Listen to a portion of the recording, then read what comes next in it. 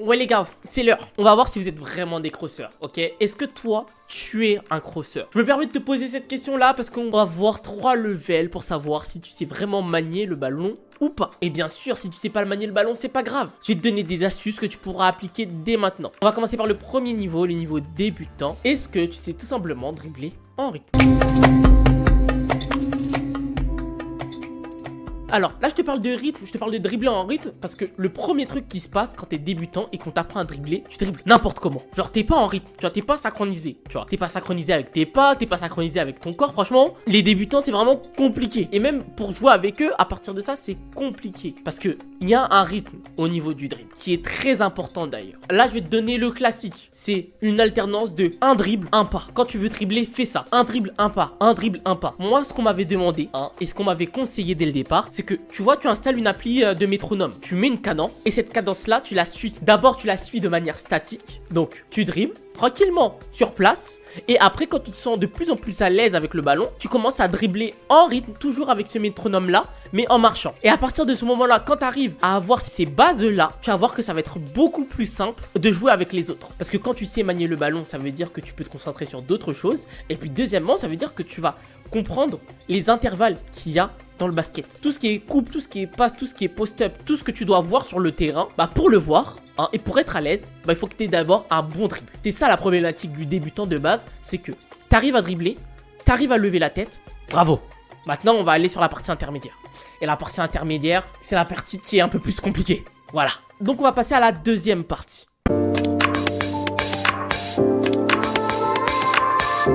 La deuxième partie pour savoir bien dribbler, pour être un bon crosseur, tu vois, dès le départ, c'est de bien gérer les départs. Et là, vous êtes en train de me dire, pourquoi je vais devoir m'appliquer sur les départs, puisque le but de cette vidéo, c'est de dribbler. Oui, mais je m'explique. Quand tu dribbles, tu vas pas dribbler tout le temps sur place. Ça te servirait à rien. Et de toute façon, si tu dribbles tout le temps sur place, au bout d'un moment, il va y avoir 8 secondes et tu vas passer le ballon à l'autre. Tu vas faire ça une fois, deux fois et après tu vas sortir du match. Le problème, c'est quand tu vas démarrer et qu'il y aura un défenseur en face de toi. Le principal, si tu veux être un bon crosseur, si tu veux être un bon dribbleur, c'est de terminer le gars qui est en face de toi. Alors on va partir sur un truc très simple. Il y a deux types de départ. T'as un départ simple et t'as un départ croisé. Le départ simple, en gros, si tu veux aller à droite, tu dribbles avec ta main droite et tu pars avec ton pied droit. Et tu vas pousser avec ton pied gauche pour aller à droite. Et pareil à gauche. Ça, c'est un départ simple. Un départ croisé, quand tu fais un départ opposé, là, c'est totalement différent. J'ai dribblé avec la main gauche, mais au lieu de partir avec le pied gauche, partir avec le pied droit, ce n'est pas normal. Enfin, au départ, tu vas sentir c'est pas normal. Tu seras pas à l'aise. En vrai de vrai, c'est ultra pratique. Parce que si tu pars avec ton pied droit, par exemple sur le côté gauche, et que tu arrives à passer ton épaule, tu as tout gagné. Tu as déjà crossé le gars. Tu es déjà passé devant lui. C'est pour ça que beaucoup de joueurs utilisent cette technique-là du départ croisé. Parce que ça te permet premièrement de protéger ton ballon. Et deuxièmement, si c'est bien fait, tu as tout de suite un avantage sur ton défenseur. Et c'est ça que les gens recherchent. C'est d'avoir le plus vite l'avantage sur son défenseur. En vrai de vrai, ça sert à rien que tu dribbles pendant 20 secondes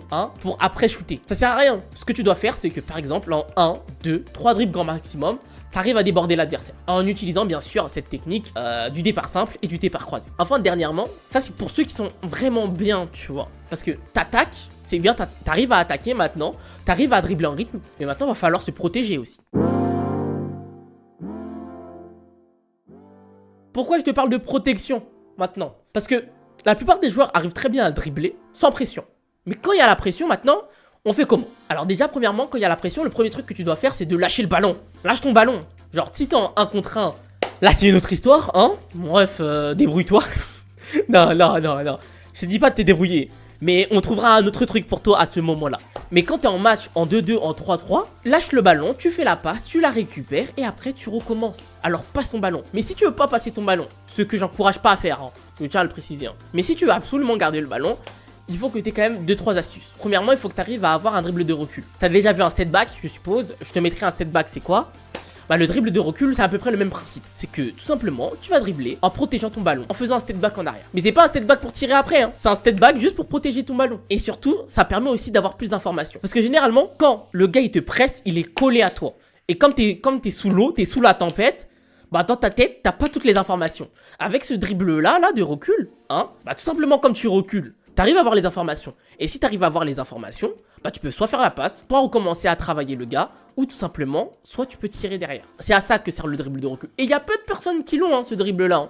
En vrai de vrai, vous êtes en train de me dire, oui, mais ça a l'air simple. Vous penserez à moi, hein, quand vous serez sous l'eau, avec un défenseur bien teigneux, tu vois, bien pas de Beverley, tu vois, un défenseur qui veut juste ton KO, et que tu te dis, merde, qu'est-ce que je dois faire? À ce moment-là, tu penseras à moi, et tu feras, ok, il veut me mettre la pression, pas de problème. Je fais un dribble, je recule, je protège mon ballon au même moment, ou sinon, je fais la passe directe. Et le problème, il est réglé. Ton problème, il est réglé. T'es plus là après. Après, maintenant, tu vas voir que, normalement, au basket, tu vas faire d'autres choses. Mais ça, ce sera pour d'autres vidéos. Et toi, alors, qu'est-ce que tu en penses? Donne-moi des conseils pour absolument tuer ton gars en 1 contre 1. Donne-moi tes conseils en commentaire. N'hésite pas à t'abonner à notre magazine sportif InVeo sur TikTok, sur Instagram, sur YouTube. Et je te dis tout simplement, à très vite dans une nouvelle vidéo, et je te mets juste là, en haut là, une nouvelle vidéo dans laquelle on parle soit de performance ou d'actualité NBA, ou sinon une autre vidéo qui est là, juste à droite là, où on parle d'actualité ou de performance liée à la pro.